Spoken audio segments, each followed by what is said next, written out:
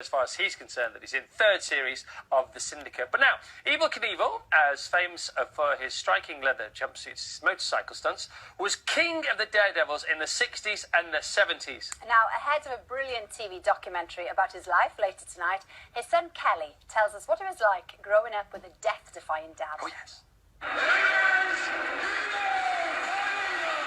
My dad was Evel Knievel, that reckless, handsome American daredevil.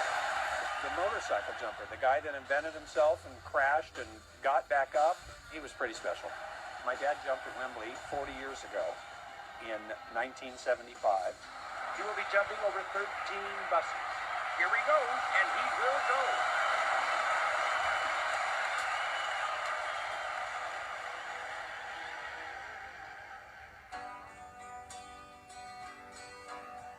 Well, my dad was born Robert Craig Knievel in Butte, Montana in 1938.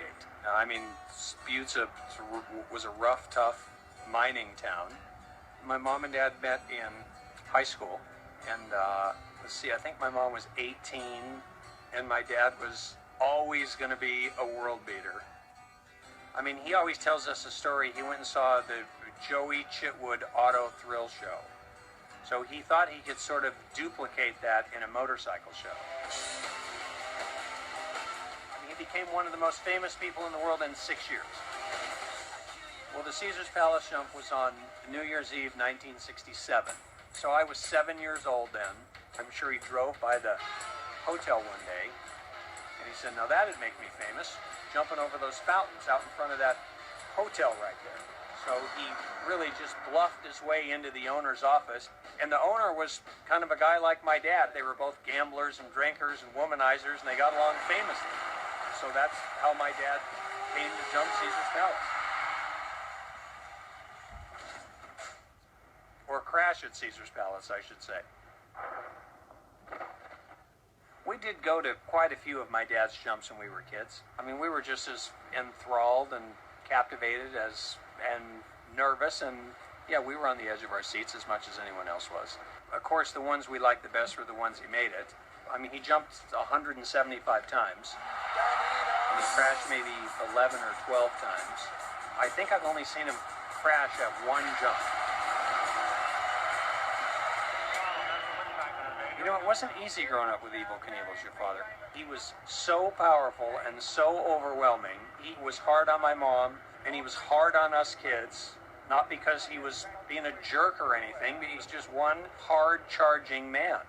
And it takes a while to be able to go out and do things on your own before you can kind of step out of that strong of a parent's shadow, I think. That probably took me until I was 30 years old to even begin that awareness.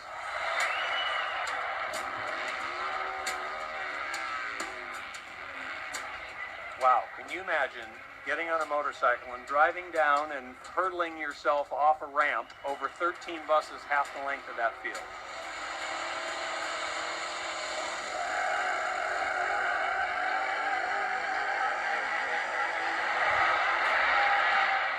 Dad crashed at Wembley because, I mean, he simply didn't have enough speed to clear the buses and needed a longer runway to get up enough speed. I think he re-broke his pelvis, and he had a concussion. He knocked himself silly, of course. But somehow he managed to right himself and walk back up the ramp. Ladies and gentlemen of this wonderful country. Yeah, I mean, it was pretty typical of him not to be carted away without some sort of parting words to the crowd. You are the last people in the world who will ever see me jump, because I will never, ever, ever jump again. I am through. My dad had expectations that his sons would follow him into his profession. I really wasn't that interested in it. When I look at this, I think there's no way in hell I could do it or even want to be able to do it. You know, my dad had been busted up so many times. Well, he retired because he couldn't hang on to the motorcycle anymore after it crashed. You can't do that forever. I mean, he broke his back 5 times. So he'd always been in a lot of pain. My dad never, ever expressed any kind of regret for the way that he lived his life. I liked him a lot more as he got older. But not because he was anybody different, because I was different. I was really proud of him. I'm gonna get these. Hang on a minute.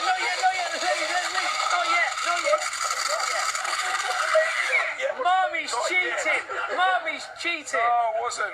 Thanks, Kelly. Now, that documentary called I Am Evil, so is he, Knievel, is on late tonight at 9 p.m. on Quest. Now, we have an Evel Knievel superfan in the audience. Can you guess who it is? Just have a look. Who do you think it is?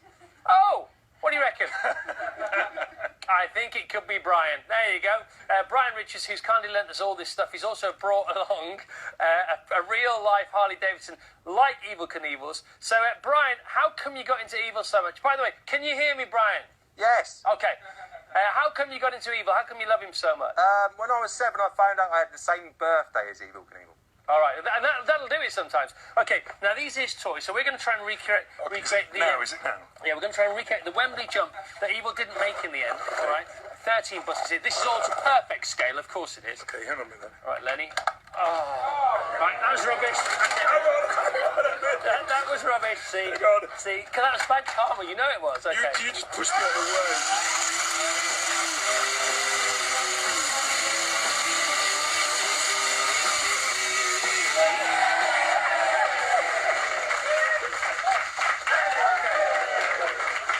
Slow-mo, come on.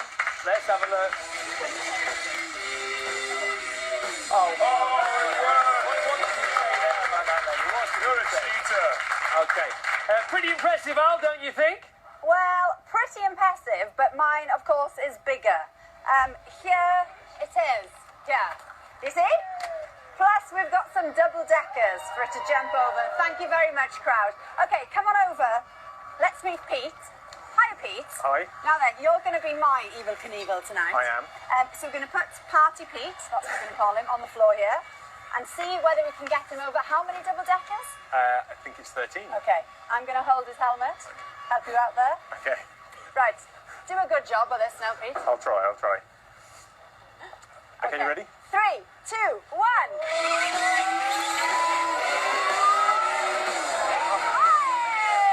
Okay, let's see that in slow-mo.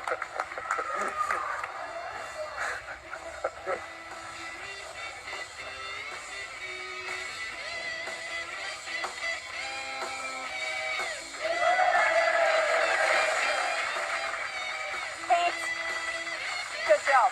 Good job. He actually flew. And then a wheelie High to start five. as well. Great. Oh, look at that. They're high-five. Slightly, They're high-fiving each other out there, then. You know what I'm saying? Slightly knocks ours into a bit of a... Two-shot, please. Come on, get the superstar in. Thank you very much indeed. That's lovely. By the way, that was almost a perfect recreation of what happened at Wembley, because he hit the last bus. So that Did was, he? That was bang on. That was, yeah. Did he break every bone in his body or anything? He broke pretty much all of them, yeah. Okay. Now, after all the high-octane excitement, wasn't it great? Yeah, we're going to calm down now. Time for something a little more relaxing or not. Go on, read this next bit. Andy Torber